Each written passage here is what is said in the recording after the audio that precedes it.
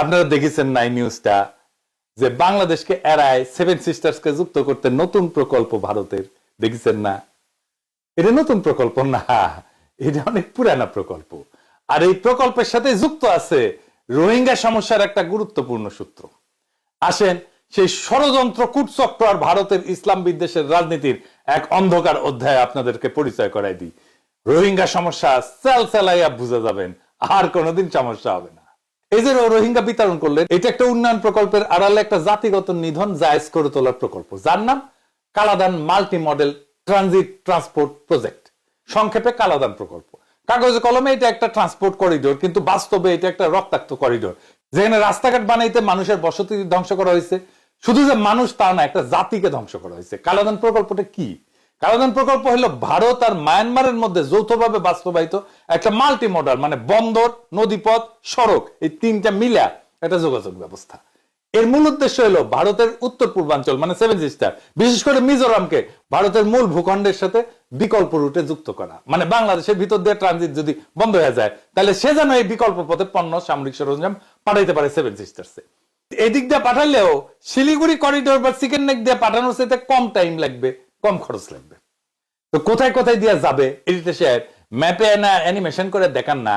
ওই যে কলকাতা থেকে সিটুয়ে সমুদ্র পথে যাবে, হ্যাঁ, মালটা। তারপরে সিটুয়েতে নামবে, এইটা নামার পরে সিটুয়া থেকে কালেতোয়া, কালাদান নদী পথে যাবে। কালেতোয়া থেকে জরিনপুই, মিজোরাম সীমান্ত, এখানে সড়ক পথে যাবে। এইখান থেকে সড়কে ভারতের অভ্যন্তরে প্রবেশ করা। তো ভারতের পুরা প্রকল্পের জন্য $500 মিলিয়ন ব্যয় করছে, যা পুরোপুরি ভারত সরকারের অর্থায়ন করছে, পুরা ইন্ডিয়ার এটা খরচ। এখন প্রশ্ন হইতেছে যে এই প্রকল্পের সাথে রোহিঙ্গা গণহত্যার কি সম্পর্ক? কালাদান প্রকল্পের যে মূল রুট রাখাইন রাজ্যের সিটুয়ে, ওই যে এখানে এসে নামবে আর কি, এই সিটুয়ে থেকে পালেতোয়া পর্যন্ত রোহিঙ্গা জনগোষ্ঠীর ঐতিহাসিক বসতি, এর উপর দিয়ে গেছে।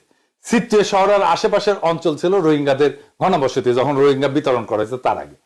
2012 সাল থেকে শুরু করে 2017 সালের যে ভয়াবহ গণহত্যা, রোহিঙ্গাদের হত্যা, ধর্ষণ, গৃহপোড়াও, দেশ ছাড়া করার জন্য বাধ্য করা হয়েছে, এইটা এই অঞ্চলটা। কেন তাদের সরাই দেওয়া হয়েছিল?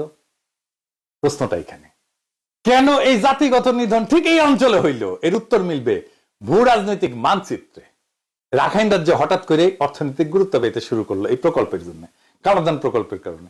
ভারতীয় অর্থায়নে বন্দর, রোড, নদীপথ তৈরি হবে, জমির দাম বেড়ে গেল।